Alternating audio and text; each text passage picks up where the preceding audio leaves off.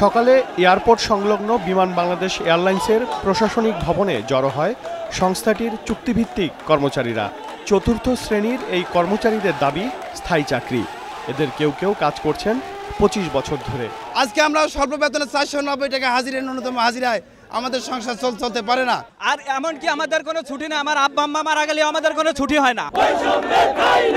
বেলা 11:30টার দিকে তারা মিছিল নিয়ে যায় বিমানের সদর দপ্তর বলাকায়। অবরোধ করে কার্যালয়টি। আজকের দিনের মধ্যে আমাদের স্থায়ী পদে ঘোষণার পর আমাদের কর্মসূচি প্রত্যাহার হবে। অতি দ্রুত সমঝোতার মাধ্যমে একটা ডকুমেন্টারি দিয়ে দেখ যে আপনাদের চাকরি অতি দ্রুত স্থায়ী করে নেব, আমরা যার যার কাজে ফিরে যাব। ট্রাফিক, কার্গো হেল্পার সহ 5টি বিভাগের 2000-এর বেশি কর্মচারীর এমন কর্মবিরতিতে স্থবির হয়ে যায় কার্গো হ্যান্ডলিং বিভাগ। ফ্লাইট শিডিউল ঠিক রাখতেও হিমশিম খেতে হয় বিমান কর্তৃপক্ষকে।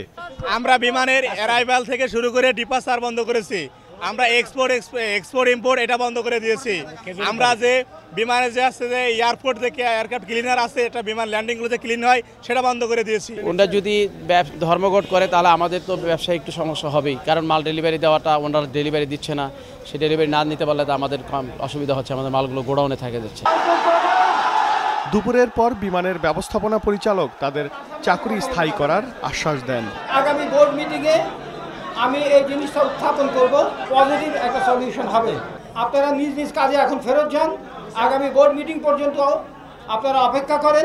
কর্তৃপক্ষের এমন আশ্বাসে ফিরে যায় সবাই।